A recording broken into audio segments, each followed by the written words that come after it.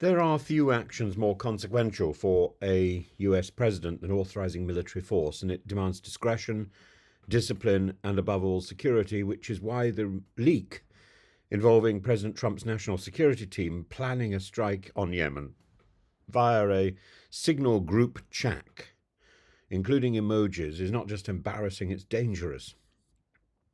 On March 11th, a group chat was created and on the encrypted app Signal, and it included senior officials such as Vice President J.D. Vance, Defense Secretary Pete Hegseth, and National Security Advisor Michael Waltz.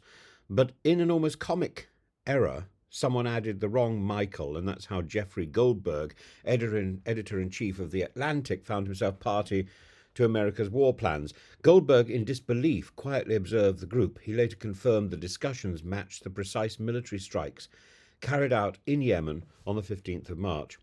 And among the messages were discussions of targets, weapon systems, and even sequencing, normally the kind of thing discussed in a sensitive compartmented information facility, an SCIF. And instead it was all unfolding on a smartphone. This, I should be clear, is not simply a technical hiccup. It's a profound failure of operational security, and it's not the first.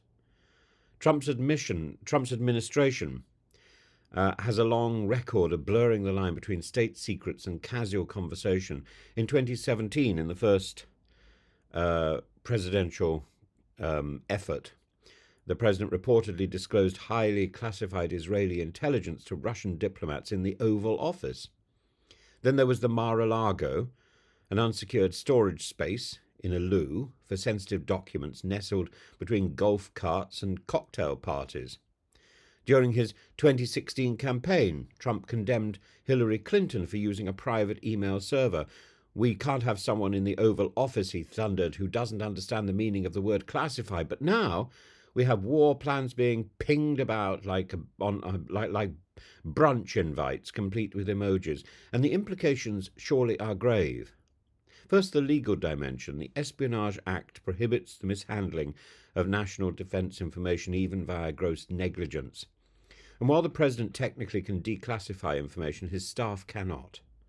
Discussing war plans on an unclassified platform may amount to a violation. Second, the international consequences. Adversaries such as Russia and China invest heavily in digital espionage.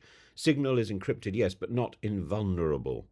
And by using commercial apps outside secure channels, these officials have made themselves targets for foreign influence and foreign intelligence.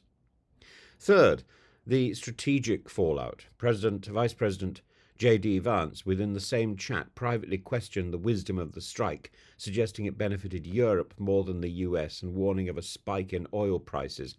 And this internal disagreement is now public, undermining the appearance of unity in US foreign policy, and also showing a marked bias against Europe.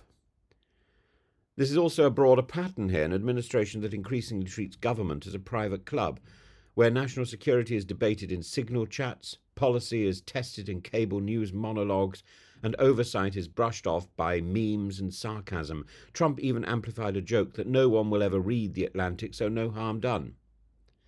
The casualness of this is corrosive. It tells allies of America that America is erratic and unserious. It tells America's enemies that they don't need spies, they just need a Signal account and a bit of luck.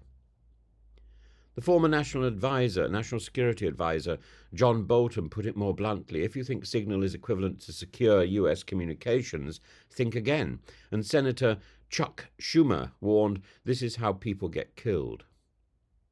Yet the Speaker of the House, Mike Johnson, dismissed the entire episode as one-off, declaring they'll tighten up. That's cold comfort when the issue is not merely procedural but cultural, a disdain for process, a contempt for accountability. Indeed, the use of Signal here is not just a symptom, but a symbol. It reflects an administration more interested in immediacy than deliberation, in loyalty than legality, in optics over outcomes. This isn't the first, and it won't be the last time this Trump administration mishandles sensitive data. But the scale, the speed, the flippancy with which this one occurred ought to alarm anyone who believes that the world's most powerful military should not be run like a group project on WhatsApp. When the commander-in-chief laughs off leaks, when his deputies use emojis to discuss war, when journalists are better informed than the Pentagon, it's not just security at risk, it's credibility.